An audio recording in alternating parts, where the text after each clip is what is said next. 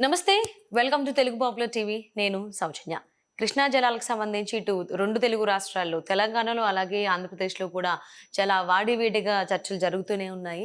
ఈ అంశానికి సంబంధించి వారి విశ్లేషణని, వారి అభిప్రాయాన్ని మనతో పంచుకోవడానికి ఈరోజు మనతో పాటు ఉన్నారు సీనియర్ కాంగ్రెస్ లీడర్ తులసిరెడ్డి గారు ఉన్నారు. వారితో మాట్లాడదాం. నమస్తే అండి. సో కృష్ణా జలాలకు సంబంధించి చాలా రోజుల నుంచి ఇటు రెండు తెలుగు రాష్ట్రాల్లో కూడా వాడివేడిగా చర్చలు జరుగుతూనే ఉన్నాయి. సో ఇక్కడ బీఆర్ఎస్ కాంగ్రెస్ పైన ఆరోపణలు చేస్తూనే ఉంది. సో దీని గురించి మీరు ఏమంటారు? ఇక్కడ మూడు అంశాలు.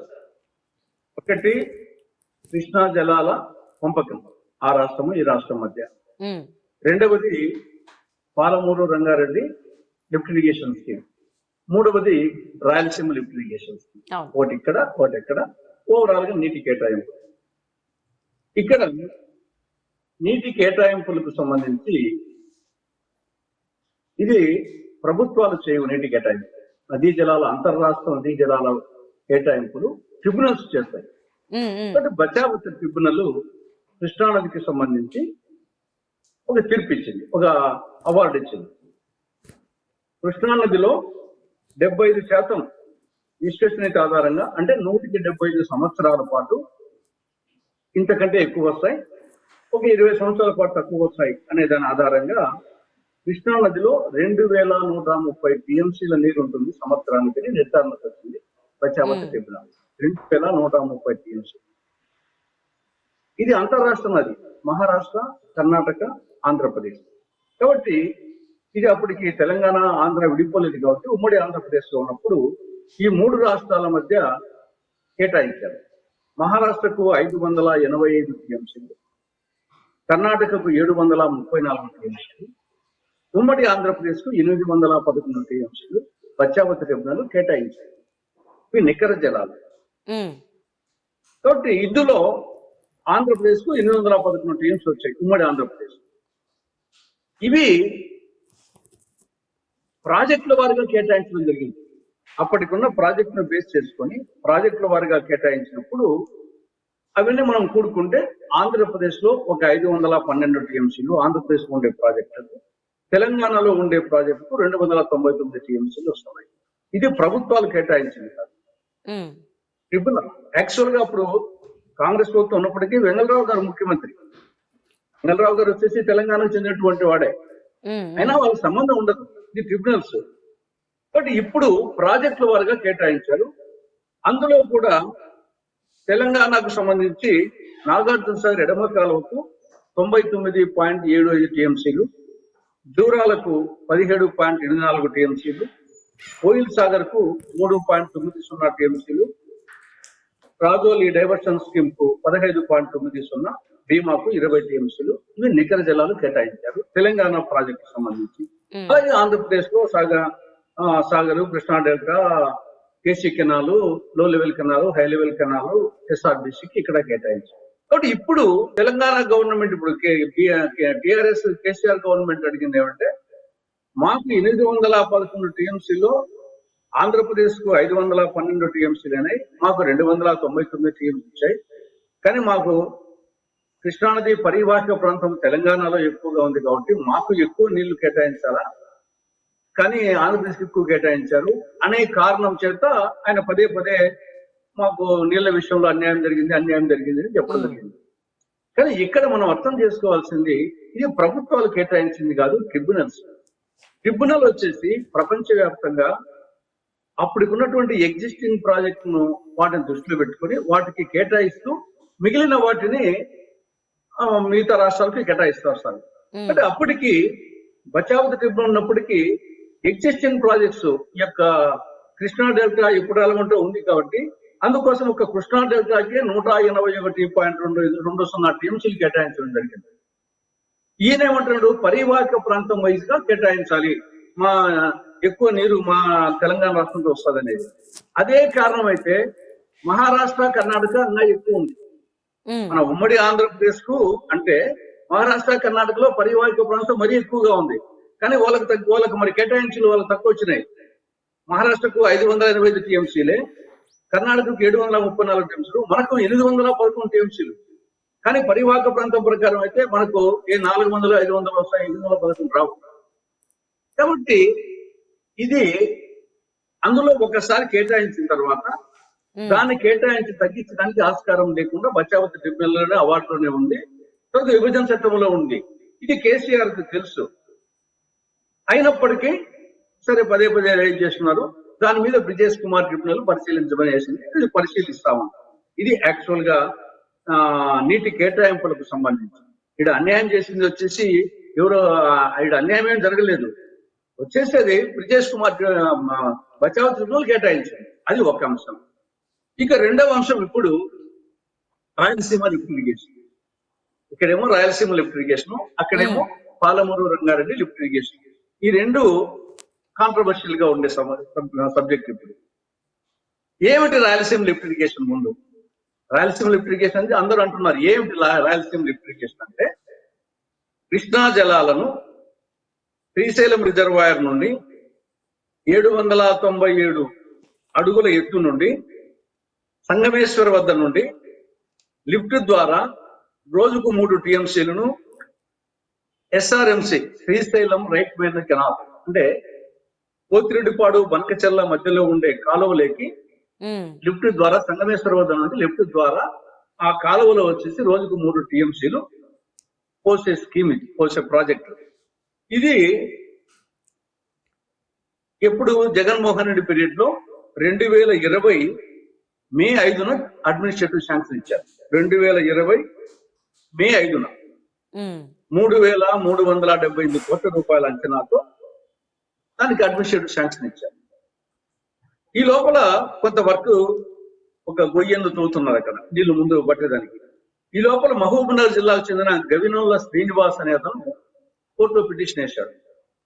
నేషనల్ గ్రీన్ ట్రిబ్యునల్ లో దానికి అనుమతులు లేవు, ఈ విధంగా తీసుకొని చెప్పేసి. దాని మీద నేషనల్ గ్రీన్ ట్రిబ్యునల్ 2020 అక్టోబర్ 29న అడ్మినిస్ట్రేటివ్ శాంక్షన్ ఇచ్చిందేమో మేలో, నేషనల్ గ్రీన్ ట్రిబ్యునల్ దాని మీద అక్టోబర్ లో స్టే ఇచ్చింది. ఈ రెండు కూడా జగన్మోహన్ రెడ్డి పీరియడ్ జరిగినాయి. అడ్మినిస్ట్రేటివ్ శాంక్షన్ ఇచ్చింది జగన్మోహన్ రెడ్డి పీరియడ్ 2020. దాన్ని నేషనల్ గ్రీన్ ట్రిబ్యునల్ స్టే ఇచ్చింది 2020 జగన్ పీరియడ్ లోనే. దాని తర్వాత అది అంతటితో మలా నుండి వర్కులు స్టాప్ అయిపోయినాయి.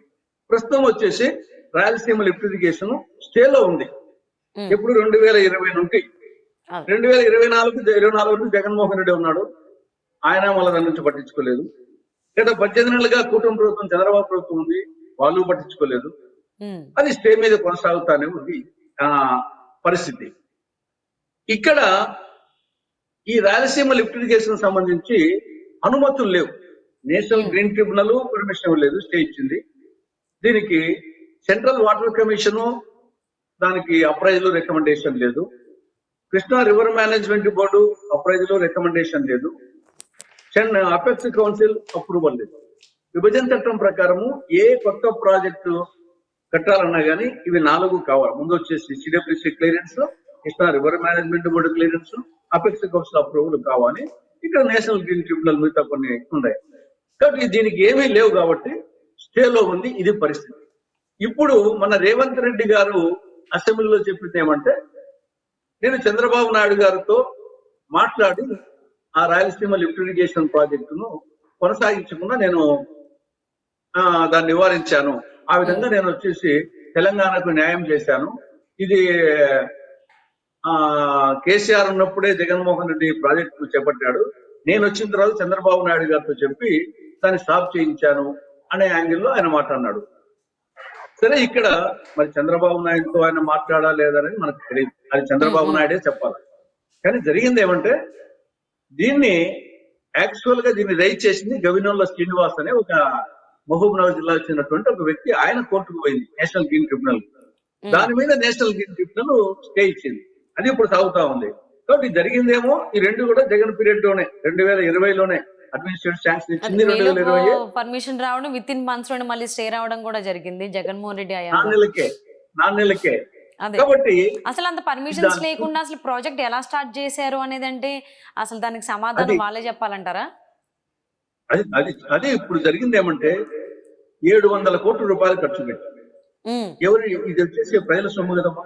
700 కోట్ల రూపాయలు ఇక్కడ కాంట్రాక్టర్లకు కొంత, పెద్ద నాయకులు కొంత ఈ కమిషన్ల కోసం తప్పనిచ్చేసి ఇది నిజంగా రాయలసీమకు మంచి చేయాలనే ఉద్దేశం ఉంటే జగన్మోహన్ రెడ్డి ఖచ్చితంగా పర్మిషన్ ని తీసుకొని ఆయన చేసిండేవాడు. లేదా స్టే ఇచ్చినాకైనా సరే స్టే వెకేషన్ కోసం కృషి చేయాలి. 2020లో స్టే ఇస్తే 2004 సంవత్సరాల పాటు ఉన్నాడు. ఏమన్నా ప్రయత్నం చేశాడా? ఏం చేయలేదు. ఆ గవర్నమెంట్ చేయలేదు, ఈ గవర్నమెంట్ చేయలేదు. ఎందుకంటే దానికి వాళ్ళ ఉద్దేశం వచ్చేసి కమిషన్ల కోసం చేసింది తప్ప ఇది నిజంగా రాయలసీమ కోసం చేసింది కాదు కాబట్టి ఇది స్పష్టంగా అర్థమవుతుంది. ఇది రాయలసీమ లిఫ్ట్ ఇరిగేషన్. ఇక పాలమూరు రంగారెడ్డి తెలంగాణలో కేసీఆర్ గవర్నమెంట్ ఇంతకంటే అది ఇంకా ఘోరం. ఇదన్నా 700 కోట్లు, అది దాదాపు 35,000 కోట్ల రూపాయలు ఖర్చు పెట్టారు. ఇప్పటికే 35,000 కోట్లమా, అంతా ఇంత కాదు. అది అగైన్స్ మళ్ళా శ్రీశైలం రిజర్వాయర్ నుండి కృష్ణా జలాలను 817.5 అడుగుల ఎత్తు నుండి లిఫ్ట్ ద్వారా ఏడాదికి 90 టీఎంసీలు లిఫ్ట్ చేసేసి అవి సాగునీటికి త్రాగునీటికి ఉపయోగించుకునే విధంగా మహబూబ్ నగర్ రంగారెడ్డి జిల్లాలో ఇది ఎప్పుడుది 2015 జూన్ 10న 2015లో విభజన తర్వాత 2015 జీవో 105 ఇచ్చారు. దానికి ఎస్టిమేషన్ ఎంత అప్పుడు 35,200 కోట్లు. ఇప్పటికి కాస్ట్ ఎస్కలేషన్ అయింది. ఖర్చే ఇప్పటికి 35,000 కోట్ల రూపాయలు ఖర్చు పెట్టారు. కానీ ఒక్క ఎకరా కూడా నీళ్ళు ఇవ్వదు. 2015 నుంచి 2025 వాళ్ళ నుండి 2023 వరకు ఒక్క ఎకరా కూడా నీళ్ళు ఇవ్వలేదు. ఎందుకు ఇవ్వలేకపోతున్నారంటే ప్రాజెక్ట్ కూడా కంప్లీట్ అవ్వలేదు కదండి. ప్రాజెక్ట్ కంప్లీట్ అవ్వడానికి స్కోప్ కూడా లేదు. డిపిఆర్ కేంద్ర ప్రభుత్వం డిపిఆర్ అప్రూవ్ చేయలేదు. ఎందుకంటే దానికి కూడా ఏమీ లేవు. సిడబ్ల్యూసి క్లియరెన్స్ లేదు, సిడబ్ల్యూసి అప్రైజల్ రికమెండేషన్ లేదు, Krishna river management appraisal recommendation లేదు, తర్వాత అపెక్స్ కౌన్సిల్ ఆమోదం అప్రూవల్ లేదు, తర్వాత బచావత్ కేటాయింపులు లేవు, ట్రిబ్యునల్ నీటి కేటాయింపులు లేవు, అనుమతులు లేవు. ఈవెన్ విభజన చట్టంలో 11th షెడ్యూల్లో 6 ప్రాజెక్టులు మెన్షన్ చేశారు. ఇక్కడ కల్వకుర్తి నెట్టెంపాడు తెలంగాణకు సంబంధించి, ఆంధ్రప్రదేశ్ సంబంధించి తెలుగు గంగ, గాలేరు నగిరి, హంద్రి నీవా, వెలుగొండ ఈ 6 ప్రాజెక్టులు చేసుకోవచ్చు అని చెప్పేసి విభజన చట్టంలో ఉంది. దాంట్లో పాలమూరు రంగారెడ్డి గాని, రాయలసీమ లిఫ్ట్ ఇరిగేషన్ గాని, డిండి ఎత్తిపోతల పథకాలు గాని ఇవి లేవు, చట్టంలో లేవు. చట్టంలో లేకుండా తర్వాత ఈ అప్రూవల్స్ అపెక్స్ కౌన్సిల్ అప్రూవల్ ఏం లేకుండా ఇవి చేస్తే దాని మీద సీరియస్ యాక్షన్ తీసుకోమని చెప్పేసి విభజన చట్టంలో 11th షెడ్యూల్లో ఐటమ్ నంబరు 9 ఏం చెప్తుందంటే, in case of non-implementation of the decision by either of the state, the defaulting state shall bear the responsibility and shall face financial and other penalties imposed by the central government. మా అనుమతి లేకుండా ఏమన్నా మీరు చేస్తే మీకు penalties impose చేస్తాము, financial penalties అని చెప్పేసి ఇంత సీరియస్ గా చట్టంలో ఉంది అనమాట. దాన్ని కూడా కేర్ చేయకుండా అక్కడ ఆ గవర్నమెంట్ కానీ ఇక్కడ ఈ గవర్నమెంట్ కానీ కమిషన్ల కోసము వచ్చేసి అడ్డగోలుగా వచ్చేసి అడ్మినిస్ట్రేటివ్ శాంక్షన్ వాళ్ళ చేతుల్లో లేని పవర్. అంటే ఇక్కడ ఒక్క మాట అండి, అంటే నిరుపయోగంగా 35,000 కోట్లు ఇంతకు ముందు ఉన్నటువంటి తెలంగాణ ప్రభుత్వం కావచ్చు, అంతకు ముందు ఉన్నటువంటి ఏపీ గవర్నమెంట్ ఏమో 700 కోట్ల రూపాయలు ప్రజల ధనాన్ని ఇంత నిరుపయోగంగా చేస్తున్నప్పుడు సెంట్రల్ గవర్నమెంట్ ఎందుకు మాట్లాడట్లేదు, ఎందుకు రియాక్ట్ అవ్వట్లేదు అంటారు? అదే ఇది చాలా తప్పు కదా. ఇప్పుడు మొత్తము విభజన చట్టం ద్వారా అనేది చిన్న విషయం కాదు, చిన్న డబ్బులు కూడా కాదు. సో దాని వల్ల చాలా కొన్ని హాస్పిటల్స్ కట్టచ్చు, ఉన్న హాస్పిటల్స్ రిపేర్లు చేయించచ్చు. ఉస్మానియా హాస్పిటల్ ఎలా ఉందో, ఎంత దీన పరిస్థితిలో ఉందో మనందరికీ తెలిసిందే. కొన్ని విభాగాలు చూసుకున్నట్లయితే కొన్ని చోట్ల రోడ్లు వేయించచ్చు. అంటే ఇవన్నీ పక్కన పెట్టేసి వాళ్ళ లబ్ధి కోసం రాజకీయ నాయకులు అప్పుడేవో అన్ని చేసేసి ఇప్పుడేమో ఇప్పుడున్నటువంటి తెలంగాణ ప్రభుత్వం కాంగ్రెస్ పార్టీని మీరే అంతా చేశారు, మీరే ఏమీ చేయట్లేదు, అభివృద్ధి చేయట్లేదు అని చెప్పేసి అని ఈ కృష్ణా జలాలకు కావచ్చు, ఈ ఎత్తిపోతల పథకాలకు కావచ్చు, ఈ లిఫ్ట్ ఇరిగేషన్స్ కి అన్నిటినీ రాజకీయ రంగు పులుముతుందని చెప్పి అనుకోవచ్చు అంటారా? 100% రెండు ఉన్నాయి. ఒకటి రాజకీయము, 2 కమిషన్లు కొట్టింది వాళ్ళే. మళ్ళీ దాన్ని వచ్చేసి రాజకీయం చేసుకొని లబ్ధి పొందాలని ప్రయత్నం చేసేది. కానీ at the cost of the people. 35,000 కోట్లు అంటే ఎంత పెద్ద అమౌంట్. అవును. ఇక్కడ 700 కోట్లు, అక్కడ 35,000 కోట్లు. కాబట్టి కేంద్ర ప్రభుత్వము పవర్స్ అన్ని విభజన చట్టం ద్వారా పవర్స్ అన్ని మీ చేతిలోకి తీసుకున్నారు. ఉమ్. తీసుకున్నాక దాన్ని ఇంప్లిమెంట్ చేయాలి కదా. పవర్స్ ఏమో మీ చేతిలో ఉన్నాయి, వీళ్ళు కమిషన్ల కోసము ప్రజలతో ఆడుకుంటున్నారు. మీరు పవర్స్ పెట్టుకొని కేంద్ర ప్రభుత్వంగా ఉండి మీరు పట్టించుకోకుండా మళ్ళీ డిపిఆర్ అప్రూవ్ చేయకుండా మీరు వచ్చేసి మీరు ఏం అప్రూవల్ లేకుండా పోతున్నారు, జాగ్రత్త మీరు పోవద్దని చెప్పేసి వాళ్ళని ఖచ్చితంగా చెప్పాలా. తర్వాత ఈవెన్ విభజన చట్టం ప్రకారంగా ఎగ్జిస్టింగ్ ప్రాజెక్ట్స్ యొక్క ఆపరేషన్, రెగ్యులేషన్, మెయింటెనెన్స్ కూడా సెక్షన్ 85 ప్రకారంగా కృష్ణా రివర్ మేనేజ్మెంట్ బోర్డు చేయాలి. మీరు మీ బాధ్యతలు వచ్చేసి పూర్తిగా కేంద్ర ప్రభుత్వము నిర్వర్తించకుండా ఉదాసీన వైఖరి అనేది ఇది చాలా క్షమించరానటువంటి నేరం. అవును, అందులోనూ ఇప్పుడు ఈ పాలమూరు రంగారెడ్డికి ఇరిగేషన్ ప్రాజెక్ట్ అనేది ఇప్పటి కాదు, దగ్గర దగ్గర 9 సంవత్సరాలు అయిపోతుంది. సో ఈ 9 సంవత్సరాలు ప్రజలకైతే ఏది గుర్తుండదు. అది స్టార్ట్ అయిన సంగతి తెలీదు, మధ్యలో ఆగిపోయిన సంగతి తెలీదు. 35,000 కోట్ల మన డబ్బులు ఖర్చు పెట్టిన సంగతి తెలీదు. అది రాజకీయ నాయకులదైతే కాదు, మా కష్టార్జితం, మా చెమట వచ్చింది, మా శ్రమని అంతరాగా దోపిడీ చేసి ఆ రకంగా ఖర్చు పెట్టుకుని వాళ్ళు లబ్ధి పొందుతున్నారు కమిషన్ల రూపంలో. ఇవేవి ప్రజలు గుర్తుండవు. ప్రజెంట్ ఏం మాట్లాడతారు అనేది తెలుస్తుంది. సో కొత్త మాట తీసుకొస్తున్నారు. బీఆర్ఎస్ అధినేత అయినటువంటి కేసీఆర్ గారు కావచ్చు, వర్కింగ్ ప్రెసిడెంట్ కేటీఆర్ కావచ్చు, మాజీ మంత్రి హరీష్ రావు కావచ్చు, నీళ్లు, నిధులు, నియామకాలు అని చెప్పేసి నీళ్లు వాళ్ళు ఉన్నప్పుడే ట్రిబ్యునల్ సెట్ చేసింది తెలంగాణకి ఎన్ని టీఎంసీలు నీళ్లు కావాలి అని. సో వాళ్ళ హయాంలోనే ఈ ప్రాజెక్టులు కూడా స్టార్ట్ చేశారు. 35,000 కోట్లు ఖర్చు పెట్టారు, 90% పూర్తయింది అంటారు, కానీ కనిపించట్లేదు. అది మరి ఆ 90% ఎక్కడ ప్రాజెక్ట్ పూర్తయిందో మాకైతే కనిపించట్లేదు. ఒకసారి వాళ్ళే తీసుకెళ్ళి చూపిస్తే చూద్దామని చెప్పేసి చాలా మంది భావిస్తున్నారు. మరి ఈ రీసెంట్గా పెట్టినటువంటి ప్రెస్ మీట్లో కూడా పబ్లిక్గా కూడా మాట్లాడడం జరిగింది కేసీఆర్ గారు జనాల్లోకి వచ్చి. నీళ్లు, నిధులు, నియామకాలు అనే దాని అంశానికి సంబంధించి నేను త్వరలోనే మళ్ళీ అందరి ముందుకు వస్తాననేటువంటి మాట వచ్చింది. బహిరంగ సభ కూడా స్టార్ట్ చేస్తాననేటువంటి మాట కూడా ఆయన చెప్పడం జరిగింది. వార్తలు వస్తున్నాయి ఇలా పెట్టేటువంటి అవకాశం ఉంది అనేసి. మరి అసలు ఏమనాలంటారు ఈ అంశానికి సంబంధించి? ప్రజలు ఎలా ఆలోచించాలి? తెలంగాణ ప్రజలు కావచ్చు, ఆంధ్రప్రదేశ్ ప్రజలు కావచ్చు. మరి రాష్ట్ర విభజనకు ముందు మాట్లాడితే అర్థం ఉంది. రాష్ట్ర విభజనకు ముందు మాట్లాడింటే సరే నిజమేనేమో అనుకునేవాళ్ళు. వీళ్ళు ఆ ఇష్యూతోనే అధికారంకి వచ్చారు. 10 ఏళ్ళు కదా మీరు అధికారం ఉంది. 10 నెలలు, 10 రోజులు కాదు, 10 నెలలు కాదు, 10 సంవత్సరాలు ఉన్నప్పుడు మరి నిజంగా నీళ్లు, నిధులు, నియామకాలు అయితే మరి ఆ మూటిని 10 ఏళ్ల పాటు ఏం పరిష్కరించారు? అది ఇప్పుడు తప్పెందుకు అవుతుంది అనేది నాకు పర్సనల్ గా అర్థం కావట్లేదు. ఆయన హయాంలో బానే ఉంది, మంచి కనిపించింది.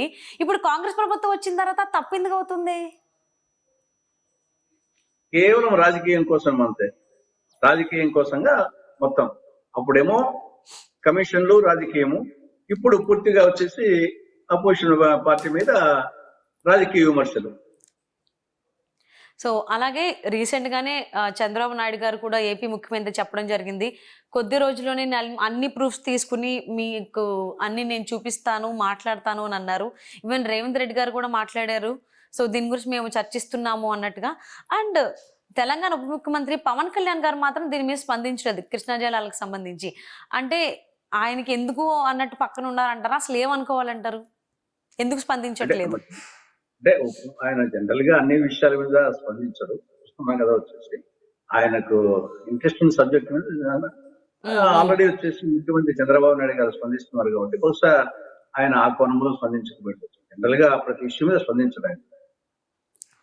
Okay, so already Chandrababu Naidu గారు స్పందించారు కాబట్టి పవన్ కళ్యాణ్ గారు స్పందించట్లేదు అనే తప్ప దాన్ని ఇంకొక విపరీతార్థాలు మాత్రం తీసుకోవద్దంటారు.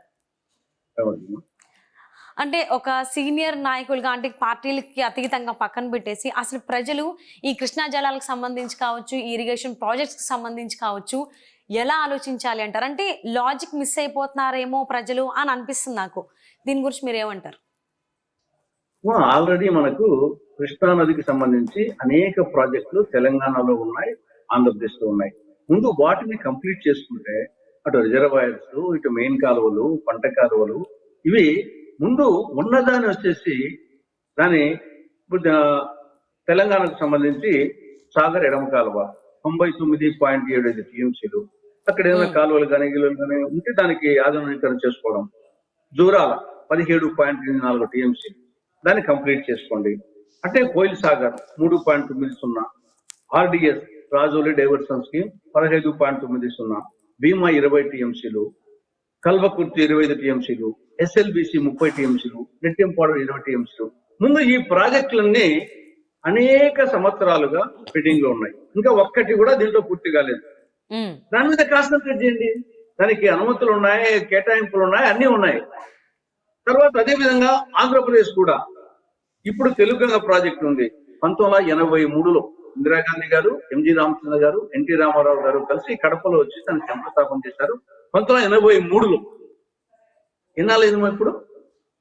83 వచ్చేసి అది ఒక 17, ఇది ఒక 26 సంవత్సరాల పైనేనండి. 40 సంవత్సరాలుగా అది ఇంకా వచ్చేసి దాని గురించి అవుతానే ఉంది. వచ్చేసి దాంట్లో నీటికి సంబంధించి 5% కూడా ఇప్పుడు ఇవ్వలేదు. పొలాలకు 5% కూడా ఇవ్వలేదు 40 సంవత్సరాలుగా. ఇక గాలేరు నగిరి ఇది 35 టీఎంసీలు. ఇది 1989లో ఆడ 11, 26, 37 సంవత్సరాల్లో 7,000 కోట్ల రూపాయలు ఖర్చు పెట్టారు. ఇంతవరకు ఒక సెంటు భూమికి కూడా నీళ్ళు ఇవ్వలేదు. కానీ దాని మీద కాన్సన్ట్రేట్ ఎందుకు ఇవ్వలేదంటే కాలువలు కాలేదు. ఊరికి రిజర్వాయర్స్ లో నీళ్లు పెట్టుకుంటున్నారు, కాలువలు లేవు. అంటే వీళ్ళు చేయాల్సింది ఎంతో ఉంది. ఆల్రెడీ ఉన్న ప్రాజెక్టులకు ఎవరికి ఇబ్బంది లేదు. తెలంగాణకి ఇబ్బంది లేదు, ఆంధ్రప్రదేశ్కి ఇబ్బంది లేదు, మహారాష్ట్రకి ఇబ్బంది లేదు, కర్ణాటకకి ఇబ్బంది లేదు. ఉన్న ప్రాజెక్టును దాని గురించి పట్టించుకోకుండా అమ్మకు అన్నం పెట్టని ప్రభుత్వుడు పిన్నమ్మకు బంగారు గాజు చేస్తానట్టు ఉన్న a bird in hand is worth two in the bush అన్నారు. A bird in the hand is worth two in the bush. చేతిలో ఉన్న ప్రాజెక్టులు ఆల్రెడీ ఎగ్జిస్టింగ్ ప్రాజెక్ట్స్ ను వాటిని పూర్తి చేయకుండా కేవలం ఒక కమిషన్ల కృతితో కొత్త ప్రాజెక్టులు అవి అట్టే ఉంటాయి. కొత్త ప్రాజెక్టులు ఇప్పుడు ఆంధ్రప్రదేశ్ లోనే అన్నమయ్య ప్రాజెక్టు జగన్ పీరియడ్ కొట్టుకుపోయింది. 4 ఏళ్ళు అయింది. దాని చిన్న ప్రాజెక్టు, ఇంతవరకు దాని మీద ఆలోచనే లేదు. కొట్టుకుపోయిన ప్రాజెక్టు మెయింటెనెన్స్ లేక కొట్టుకుపోయింది. అలాంటిది ఏదేదో చేతిలో లేనట్టు వచ్చేసి చేస్తామని చెప్పడం కరెక్ట్ కాదు. శ్రీశైలం డ్యామ్ వచ్చేసి ప్రమాదంలో ఉంది. మొత్తం తెలంగాణకు, ఆంధ్రప్రదేశ్ కు అది గుండెకే. మొత్తం అన్ని ప్రాజెక్టులు ఆనుంటే ఉండేది.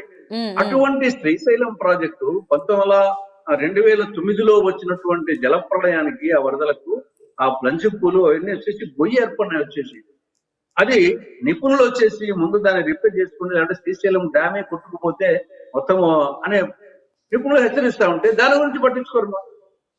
మొత్తం ఆ ప్రాజెక్టు డ్యామ్ కొట్టుకుపోతే ఎంత ప్రమాదం పోతే 2 రాష్ట్రాలకు, దాని గురించి పట్టించుకోరు. కేవలం వచ్చేసి చేయాల్సిన చేయకుండా అన్ని గొంతెమ్మ కోరికలు, దాంట్లో కమిషన్లు కొట్టి ఈ టైప్ లో ప్రభుత్వాలు చేస్తున్నాయి. కాబట్టి అవన్నీ ముందు పక్కన పెట్టి ఉన్న ప్రాజెక్టును కంప్లీట్ చేసుకుంటే బాగుంటుందని నా అభిప్రాయం. సో అలాగే రేవంత్ రెడ్డి గారు కూడా దీని మీద ఈ అంశాలకు సంబంధించి కామెంట్స్ చేశారు. ఆ చేసిన కామెంట్స్ ఆయనకి లాభం కలిగిస్తాయి అనుకోవాలా, లేకపోతే నష్టం కలిగిస్తాయి అనుకోవాలా? అంటే ఒకటి మా ఆయన పాలమూరు రంగారెడ్డికి సంబంధించి ఆయన చెప్పింది ఏమి, శ్రీశైలం డ్యామ్ నుండి కాకుండా మనం దూరాల వద్ద నుండి తీసుకుంటే మనకు ఎగువలో ఉండేది, మనకు ఈ యొక్క పెండింగ్ ఉండేది కాదు, మనకు చేసుకోండొచ్చు అనేది ఒక యాంగిల్. రెండవది వచ్చేసి రాయలసీమ లిఫ్ట్ ఇరిగేషన్ ప్రాజెక్టును నేను చంద్రబాబు నాయుడు గారితో మాట్లాడాను. దానివల్ల వచ్చేసి అది ఫర్దర్గా ప్రొసీడ్ కాకుండా ఉండేది ఆయన యాంగిల్ ఆయన మాట్లాడినారు. కానీ దానికైనా పర్మిషన్స్ లేవు, దీనికైనా పర్మిషన్స్ లేవు. కాకపోతే ఏమంటే గతంలో కేసీఆర్ ప్రభుత్వము దాన్ని చేసింది కాబట్టి అది ఇప్పుడు దాన్ని వద్దని అంతే కన్నా జనరల్ గా ఏమైతుందంటే విసుడు బ్యాంక్ కడతంటే వద్దంటున్నారు. అది అనుమతులు లేవు, కేటాయింపు లేవు, ఏం లేవని తెలిసి కూడా ఇప్పుడు వచ్చేసి దాని గురించి వద్దు అనే లేదు కాబట్టి అది అనుమతి లేని విషయం తెలుసు కూడా దాన్ని దీని బదులు వచ్చేసి కొంతవరకు సమర్థించుకోవాల్సి వస్తుంది అక్కడ కానీ ఇక్కడ కానీ. ఇప్పుడు యాక్చువల్ నేను రాయలసీమ వచ్చేసి రాయలసీమ లిఫ్ట్ ఇరిగేషన్ ప్రాజెక్టు నేను వచ్చేసి ఇది అనుమతులు లేవు నేను ధైర్యంగా చెప్తున్నాను. వచ్చేసి అది యాక్చువల్ గా రాయలసీమకు ఉపయోగమైనప్పటికీ అనుమతులు లేవు, లేదని ఏ విధంగా చేస్తారని చెప్పేసి నేను అన్నాను. కానీ కొందరు వచ్చేసి దాన్ని కూడా పాజిటివ్ తీసుకుని రాయలసీమకు అన్యాయం చేస్తావా అని కూడా అనే వాళ్ళు ఉంటారు. కానీ ఏదైనా పద్ధతే కదా, అక్కడ గాని ఇక్కడ గాని దానికి ఒక అనుమతులు పద్ధతి ప్రకారంగా పోవాలా. రెండు అవును. చోట్ల పద్ధతి ప్రకారంగా పోలేదు. ఆయన ఏమో పాలమూరు పేరు చెప్పేసి ఆయన కమిషన్ అనుకున్నాడు, ఈయన రాయలసీమ పేరు చెప్పేసి ఈయన కమిషన్ అనుకున్నాడు జగన్మోహన్ రెడ్డి. కాబట్టి దీన్ని ఖండిస్తే గన మా రాయలసీమకు వ్యతిరేకము, ఆడ తెలంగాణ వెనుకబడ్డ మహబూబ్ జిల్లాకు వ్యతిరేకము, ఆయన ఏదో చేస్తా అంటే వీళ్ళు వదులుకుంటున్నారు అని ఈ విధంగా రాజకీయ రంగు పులుపుకోవడం, కమిషన్లు పడతా ఉంటారు, రాజకీయ రంగు పులిపి అడ్వాంటేజ్ పొందుతా ఉంటారు. ఇది ఒక ప్రజెంట్ ట్రెండ్ ఆంధ్రప్రదేశ్ లో సాగుతా ఉంది. అవును. సో, అలాగే అంటే సుప్రీంకోర్టు కూడా కొన్ని వ్యాఖ్యలు చేసింది. ఇద్దరు కూడా కూర్చుని మధ్యవర్తిత్వం చేసుకోండి అని చెప్పేసని. అది వర్కౌట్ అవుతుందంటారా ఈ అంశానికి సంబంధించి? ప్రాజెక్ట్‌కి సంబంధించి? అమ్మ ఇది ఆయన సుప్రీంకోర్టు చెప్పింది మెయిన్ గా ఇది పోలవరము, పనకచెర్ల, అదే పోలవరము, హ్మ్. నల్లమల్ల సాగర్. ముందు పోలవరము, అవును. పనకచెర్ల ఉన్నది. ఇప్పుడు పోలవరము, నల్లమల్ల సాగర్ అని పెట్టారు. ఇది దీని మీద సుప్రీంకోర్టు స్పెసిఫిక్ గా చెప్పింది. ఇది నాకు తెలిసి ఇది మిగులు జలాల ఆధారంగా చేస్తా ఉండేది.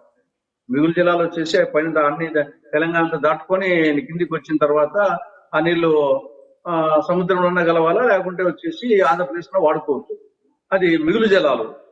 కానీ దీని తెలంగాణ పెద్ద అబ్జెక్షన్ చెప్పాల్సిన అవసరం లేదు. కానీ మాకే అబ్జెక్షన్, ఆంధ్రప్రదేశ్ లకి అబ్జెక్షన్. ఎందుకంటే దానికి 82,000 కోట్ల రూపాయలు ఖర్చు కావాలి. ఆల్రెడీ హ్మ్. ఉన్న ప్రాజెక్టులకి దిక్కు లేకుండా పోతే తెలుగంగ, గాలేరు నగిరి, హంద్రీనీవా, వెలుగొండ, పోలవరము, ఉత్తరాంధ్ర సూర్యసవంతి, ఈ ప్రాజెక్టులకు వచ్చేసి డబ్బు లేక అవన్నీ వచ్చేసి నిరుపయోగంగా ఉంటే దాని మీద ఖర్చు పెట్టకుండా 82,000 కోట్ల రూపాయలు అప్పు తెచ్చి రాష్ట్రం వచ్చేసి ఆర్థికంగా గుదిబండ అవుతుంది. ఇప్పుడు దాని కథ ఎందుకు, మనం ఉన్న ప్రాజెక్టులు చాలు కదా, లేని దాని గురించి ఎందుకు అని చెప్పేసి మేము అబ్జెక్షన్ చెప్తున్నాం. యాక్చువల్ గా తెలంగాణ వాళ్ళు చెప్పాల్సిన అవసరం లేదు. తెలంగాణ వాళ్ళకు నాకు తెలిసి, నా అవగాహన మేరకు వాళ్ళకు వచ్చిన నష్టం ఏమి లేదు.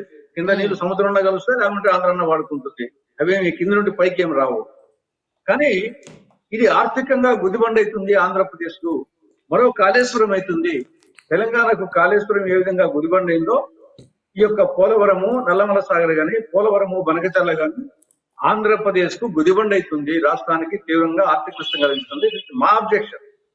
అది చంద్రబాబు నాయుడు గారు జనరల్ గా మాట్లాడుతుంటారు. గంగా కావేరి లింక్, నదుల అనుసంధానము, ఇవన్నీ పేరు చెప్పేదానికి బాగుంటుంది తప్ప అది అది ప్రాక్టికల్ గా చిలకలకి అనేక ఇబ్బందులు ఉంటాయి.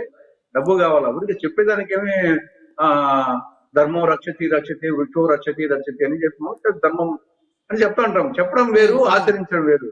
కాబట్టి సుప్రీంకోర్టు కూడా సరే దీనికి తెలంగాణ వాళ్ళు వేశారు కాబట్టి అది చర్చించుకోమని చెప్పారు. కానీ నాకు తెలిసి మా వరకైతే కనుక అది వద్దు అనేది మా అభిప్రాయం. అది ముందు ఆ ప్రాజెక్టే ఆంధ్రప్రదేశ్ కు గుదిబండ అవుతుంది, వద్దు అనేది మా అభిప్రాయం, కాంగ్రెస్ పార్టీ అభిప్రాయం.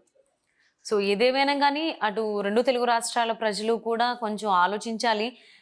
ఒక రాజకీయ నాయకుల మీద ఇష్టంతో వాళ్ళు చెప్పిందంతా కూడా నిజమే అని అనకుండా, ఏ ప్రాజెక్ట్ అయినా గానీ, వాళ్ళు చేసే ఏ పనైనా మనకెంత వరకు లబ్ధి చేకూరుతుంది, మనకెంత వరకు అది ఉపయోగపడుతుంది.